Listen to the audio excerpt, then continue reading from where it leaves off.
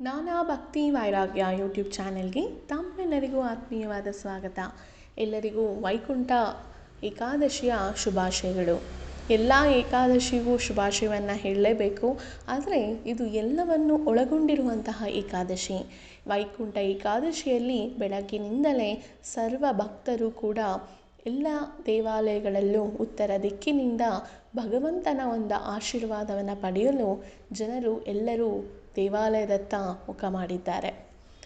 ಅದುವೇ ಈಗ ವೈಕುಂಠ ಏಕಾದಶಿ ಅಂತ ಹೇಳಿದರೆ ಮುಕ್ಕೋಟಿ ಏಕಾದಶಿ ಅಂತ ಕರಿತೀವಿ ಅನ್ನೋದು ನಮಗೆ ಗೊತ್ತಿತ್ತು. ಏನಿದು ಪುತ್ರದ ಏಕಾದಶಿ ಅಂತ ಕರೀತಾರಲ್ಲ, ಪುತ್ರದ ಏಕಾದಶಿ ಅಂತ ಹೇಳಿದ್ರೆ ಮಕ್ಕಳನ್ನು ಸಂತಾನ ಭಾಗ್ಯವನ್ನು ಕೊಡುವಂತಹ ಏಕಾದಶಿನ, ಅದರಲ್ಲೂ ಎಂತಹ ಸಂತಾನವನ್ನು ಈ ಒಂದು ಏಕಾದಶಿ ತಪಸ್ಸು ಕೊಡುತ್ತೆ ಎಂಬುದು ಎಷ್ಟೋ ಜನಕ್ಕೆ ಗೊತ್ತಿಲ್ಲ. ಎಲ್ರಿಗೂ ಸ್ವಲ್ಪ ಜನಕ್ಕೆ ಗೊತ್ತಿದೆ ಇದು ಪುತ್ರದ ಏಕಾದಶಿ ಅಂತ. ಆದರೆ ಪುತ್ರದ ಏಕಾದಶಿ ಅಂತ ಯಾಕೆ ಕರೀತಾರೆ ಅನ್ನೋದನ್ನು ನಾವು ತಿಳ್ಕೊಂಡಿರಬೇಕು. ಪುತ್ರದ ಏಕಾದಶಿ ಎಂಬ ಹಿನ್ನೆಲೆ ಬರೋದಕ್ಕೆ ಒಂದು ಕಾರಣ ಇದೆ. ಇದಕ್ಕೂ ನಮ್ಮ ಸನಾತನ ಧರ್ಮದಲ್ಲಿ ಎಲ್ಲ ಒಂದು ಪ್ರಶ್ನೆಗೂ ಅದರದೇ ಆದ ಒಂದು ಉತ್ತರ, ಇತಿಹಾಸ ಇದ್ದೇ ಇರತ್ತೆ. ಆದ್ದರಿಂದ ಈ ಒಂದು ಪುತ್ರದ ಏಕಾದಶಿಯನ್ನು ಯಾರು ಮಾಡ್ತಾರೋ, ಅಂದರೆ ಉಪವಾಸವಿದ್ದು ಭಗವಂತನ ನಾಮಸ್ಮರಣೆಗಳನ್ನು, ಭಗವಂತನ ಕೀರ್ತನೆಗಳನ್ನು, ಭಗವಂತನ ಹಾಡುಗಳನ್ನು, ಕಥೆಗಳನ್ನು ಕೇಳುತ್ತಾ ಈ ಏಕಾದಶಿಯ ವ್ರತವನ್ನು ಸಂಪೂರ್ಣಗೊಳಿಸಿದರೆ, ಅಂದರೆ ಬೆಳಗ್ಗೆ ಮುಂಜಾನೆಯಿಂದ ಸೂರ್ಯೋದಯ ಮುಂಚೆಯೇ ತಣ್ಣೀರಿನಲ್ಲಿ ಸ್ನಾನವನ್ನು ಮಾಡಿ ಅದರಲ್ಲಿ ಪೂಜೆಗಳನ್ನು, ಇಷ್ಟಾರ್ಥಗಳನ್ನು, ತುಳಸಿಯಿಂದ ಅರ್ಚನೆಯನ್ನು ಮಾಡಿ ನಂತರ ದೇವಾಲಯಗಳಿಗೆ ಹೋಗಿ ಅಲ್ಲಿ ಎಲ್ಲ ಸೇವೆಗಳನ್ನು, ಪ್ರದಕ್ಷಿಣೆಗಳನ್ನು, ನಾಮಕೀರ್ತನೆಗಳನ್ನೆಲ್ಲ ಹಾಡಿ ನಂತರ ದಿನಪೂರ್ತಿಯೂ ಕೂಡ ಮಲಗದೆ ಭಗವಂತನ ಧ್ಯಾನದಲ್ಲೇ ಚಿಂತಿಸುತ್ತಾ ನಂತರ ಬೆಳಗ್ಗೆ, ಅಂದರೆ ನಾಳೆ ಬೆಳಗ್ಗೆ ರಾತ್ರಿ ಪೂರ ಜಾಗರಣೆ ಇರಬೇಕು. ನಾಳೆ ಬೆಳಗ್ಗೆ 6:50 ನಂತರ ದೇವರ ದರ್ಶನವನ್ನು ಮಾಡಿ ಪಾರಣೆ ಮಾಡಬೇಕು. ಪಾರಣೆ ಅಂತ ಹೇಳಿದ್ರೆ ಭೋಜನವನ್ನು ಭಗವಂತನಿಗೆ ನೈವೇದ್ಯವಾಗಿ ಅರ್ಪಿಸಿ ನಂತರ ಭೋಜನವನ್ನು ಮಾಡುವಂಥದ್ದನ್ನೇ ಪಾರಣೆ ಅಂತ ಕರೀತಾರೆ. ಈ ರೀತಿ ಮಾಡುವುದನ್ನು ಏಕಾದಶಿ ವ್ರತ ಅಂತ ಕರೀತಾರೆ. ಇದಕ್ಕಿಂತಲೂ ನಿಟ್ಟು ಉಪವಾಸಗಳೆಲ್ಲ ಇದ್ದಾವೆ. ಅಂದರೆ ದಶಮಿಯಂದು ಒಂದೊತ್ತು ಊಟವನ್ನು ಮಾಡಿ, ರಾತ್ರಿ ಫಲಾಹಾರವನ್ನು ಮಾಡಿ, ನಂತರ ಏಕಾದಶಿಯನ್ನು ಮಾಡಿ, ನಂತರ ದ್ವಾದಶಿಯಂದು ಬೆಳಗ್ಗೆ ಪಾರಣೆ ಅಂತ ಹೇಳಿದರೆ ಊಟವನ್ನು ಮಾಡಿ ನಂತರ ಫಲಾಹಾರವನ್ನು ಸ್ವೀಕರಿಸುವುದನ್ನು ನಿಟ್ಟು ಉಪವಾಸ ಅಂತಾರೆ. ಎಲ್ಲರೂ 3 ದಿನ ಮಾಡೋದು ಎಲ್ರಿಗೂ ಕಷ್ಟ ಆಗ್ಬೋದು, ಆದರೆ ಮಾಡೋರು ಖಂಡಿತನೂ ಮಾಡೇ ಮಾಡ್ತಾರೆ. ಆದರೆ ಮಾಡೋಕ್ಕಾಗ್ದಿರೋರು ಈ ಏಕಾದಶಿ ಅಂದಾದರೂ ಉಪವಾಸವನ್ನು ಮಾಡಿ ಭಗವಂತನಿಗೆ ಪ್ರೀತಿಗೆ ಪಾತ್ರರಾದರೆ ವಿದ್ಯಾವಂತ, ಯಶಸ್ವಂತ ಹಾಗೂ ಲೋಕಪ್ರಖ್ಯಾತನಾದ ಮಗುವು ಪುತ್ರ ಜನ್ಮವನ್ನು ಕೊಡುತ್ತೆ. ಪುತ್ರ ಜನ್ಮ ಅಂತ ಹೇಳಿದ್ರೆ ಗಂಡು ಮಕ್ಕಳು ಅಂತ ಹೇಳಿದ್ರೆ, ಅಂದರೆ ಹೆಣ್ಣಿಗೆ ಗಂಡಿಗೆ ಸಮಾನವಾದ ಹಕ್ಕಿದೆ ಅಲ್ವಾ, ಯಾಕೆ ಗಂಡು ಮಕ್ಕಳನ್ನೇ ಕೊಡಬೇಕು ಅಂತ ಕೇಳ್ತಾರೆ. ಆದರೆ ಗಂಡು ಮಕ್ಕಳು ಅಂದಿದ ತಕ್ಷಣ ಅವರು ಹೆಣ್ಣು ಮಕ್ಕಳಿಗಿಂತ ಹೆಚ್ಚು ಅಂತ ಅಲ್ಲ. ಆದರೆ ನಮ್ಮ ವಂಶ ಅಭಿವೃದ್ಧಿ ಆಗಬೇಕು ಅಂತ ಹೇಳಿದ್ರೆ, ವಂಶವನ್ನು ಬೆಳೆಸಬೇಕು ಅಂತ ಹೇಳಿದ್ರೆ, ಮುಂದಿನ ಪೀಳಿಗೆಗೆ ಒಂದು ಕೊಡುವಂತಹ ಹಾಗೂ ನಮ್ಮ ಒಂದು ಹಿರಿಯರಿಗೆ ಹಾಗೂ ನಾವು ಸತ್ತ ನಂತರ ನಮ್ಮ ಕರ್ಮಗಳನ್ನು ಹಾಗೂ ಪಿತೃಕರ್ಮಗಳನ್ನು ಅದನ್ನು ನೆರವೇರಿಸಲಿಕ್ಕೆ ಒಬ್ಬ ವಂಶೋದ್ಧಾರಕ ಬೇಕು ಅಂತ ಕೇಳ್ತಾರೆ. ಅದಕ್ಕಾಗಿಯೇ ಗಂಡು ಮಕ್ಕಳು ತುಂಬಾ ಪ್ರಾಮುಖ್ಯತೆ ಅಂತ ಹೇಳ್ತಾರೆ. ಆದರೆ ದುಡಿಯುವ ಒಂದು ಈಗಿನ ಕಾಲದ ಪರಿಣಾಮವಾಗಿ ನೋಡಿದರೆ ಹೆಣ್ಣು ಮಕ್ಕಳು ಗಂಡು ಮಕ್ಕಳಿಗಿಂತ ಒಂದು ಕೈ ಜಾಸ್ತಿನೇ ಇದ್ದಾರೆ. ಆದರೆ ಈ ಒಂದು ಶಾಸ್ತ್ರದ ಪ್ರಕಾರ ಹೆಣ್ಣು ಮಕ್ಕಳಿಗೆ ಕೆಲವೊಂದು ಕಾರ್ಯಗಳು ನಿಷಿದ್ಧವಾಗಿರುತ್ತೆ. ಅದನ್ನು ಯಾವುದೇ ಕಾರಣಕ್ಕೂ ಕೂಡ ಅದನ್ನು ನಾವು ಧರ್ಮವನ್ನು ಪಾಲಿಸುವವರು ಅದನ್ನು ನಾವು ಮಾಡಬಾರ್ದು. ಆದ್ದರಿಂದ ಗಂಡು ಮಕ್ಕಳಿಗೆ ವಿಶೇಷವಾದ ಸ್ಥಾನವಿರೋದ್ರಿಂದ ಗಂಡು ಮಕ್ಕಳಿಗೆ ಸಂತಾನ ಪ್ರಾಪ್ತಿ ಯಾರಿಗಿರಲ್ವೋ ಅಥವಾ ಪ್ರಾರಬ್ಧ ದೋಷಗಳಿಂದ ಎಳ್ಳು ಪಿಂಡಗಳನ್ನು ಬಿಡೋದಕ್ಕೆ ಒಬ್ಬ ವಂಶೋದ್ಧಾರಕನ ಬೇಕು ಅಂತ ಹೇಳಿದಾಗ ಈ ಪುತ್ರದ ಏಕಾದಶಿಯನ್ನು ಮಾಡಿದರೆ ಅವರಿಗೆ ಖಂಡಿತವಾಗಲೂ ಪುತ್ರ ಸಂತಾನವೂ ಆಗತ್ತೆ ಅಂತ ಇತಿಹಾಸದಲ್ಲಿ ಸ್ವತಃ ಶ್ರೀಮನ್ನಾರಾಯಣನು ಧರ್ಮರಾಯನಿಗೆ ಹೇಳಿದ್ದಾನೆ. ಇದಕ್ಕೆ ಒಂದು ಕಥೆ ಇದೆ. ಅಂದರೆ ಇದರಲ್ಲಿ ಪ್ರತಿಯೊಂದಕ್ಕೂ ಒಂದು ಕತೆ ಇದ್ದೇ ಇರುತ್ತೆ, ಪ್ರತಿ ಏಕಾದಶಿಗೂ. ಆದರೆ ಪುತ್ರದ ಏಕಾದಶಿ ಅಂತ ಯಾಕೆ ಕರೀತಾರೆ ಅನ್ನೋದಕ್ಕೆ ಒಂದು ಕತೆ ಇದ್ದೇ ಇದೆ. ಏನಿದೆ ಅಂತ ಹೇಳಿದ್ರೆ, ಭದ್ರಾವತಿ ಎಂಬ ಪಟ್ಟಣದಲ್ಲಿ ಸುಕೇತುಮಾನ್ ಎಂಬ ಒಬ್ಬ ರಾಜ ಇರ್ತಾನೆ. ಅವಳಿಗೆ ಶೈವ್ಯ ಎಂಬ ಹೆಂಡತಿ ಇರ್ತಾಳೆ. ತುಂಬಾ ಅನ್ಯೋನ್ಯವಾಗಿ ಸಂಸಾರವನ್ನು ಮಾಡಿಕೊಂಡು ಈ ದಂಪತಿಗಳು ರಾಜ್ಯಭಾರವನ್ನು ಮಾಡ್ತಿರ್ತಾರೆ. ಆದರೆ ಸುಕೇತುಮಾನಿಗೆ ತುಂಬಾ ಒಂದು ಬೇಸರದ ಸಂಗತಿ ಅಂದರೆ, ಎಷ್ಟೋ ವರ್ಷಗಳು ಅಂದರೆ 30 ವರ್ಷಗಳಾದರೂ ಅವನಿಗೆ ಗಂಡು ಮಕ್ಕಳಿರಲ್ಲ, ಗಂಡು ಸಂತಾನವಿರಲ್ಲ. ಅಂದರೆ ಮಕ್ಕಳೇ ಇಲ್ಲದೇ ಇದ್ದರೆ ಅವರು ಪಾಪಿಗಳು, ಮಕ್ಕಳಲ್ಲಿ ಹೆಣ್ಣು ಮಕ್ಕಳನ್ನು ಪಡೆದವರು ಪುಣ್ಯವಂತರು.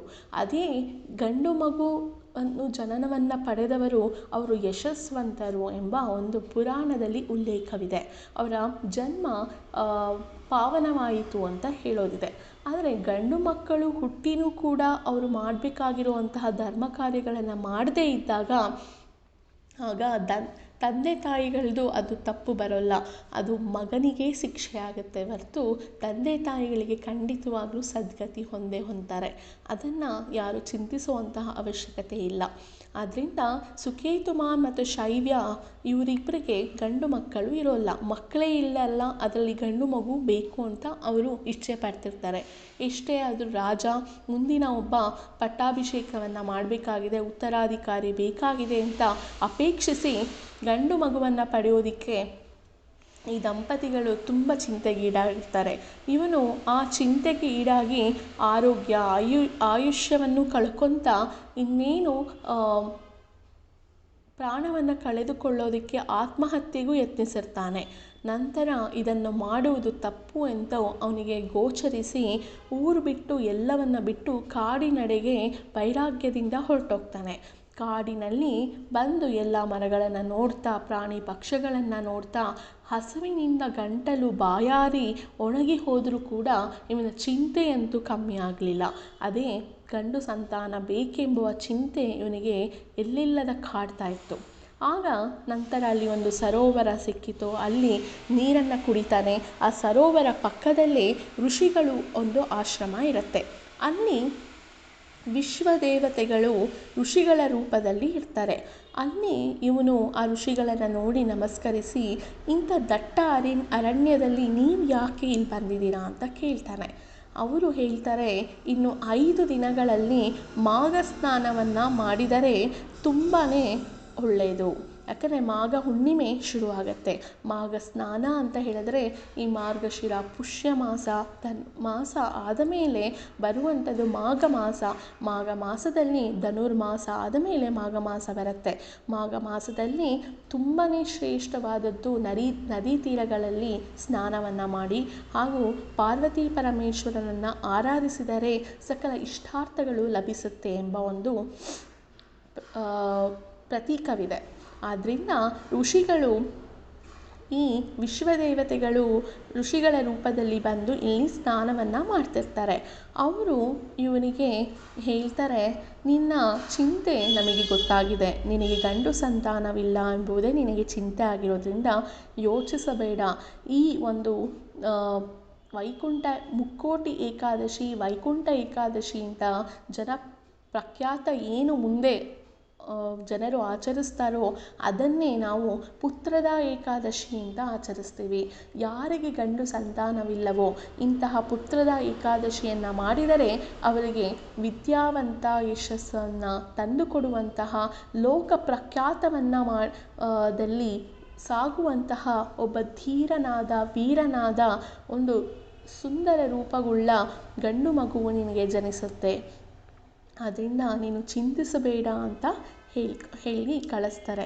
ಅದರಂತೆಯೇ ಅವನು ಈ ಪುತ್ರದ ಏಕಾದಶಿಯನ್ನು ಮಾಡಿ ಭಗವಂತನ ಒಂದು ಪುಣ್ಯಕ್ಕೆ, ಭಗವಂತನ ಒಂದು ಪ್ರೀತಿಗೆ ಪಾತ್ರನಾಗಿ ಆ ಒಂದು ಗಂಡು ಸಂತಾನವನ್ನು ಸಪ್ತ ಋಷಿಗಳು ಹೇಳಿದಂತೆಯೇ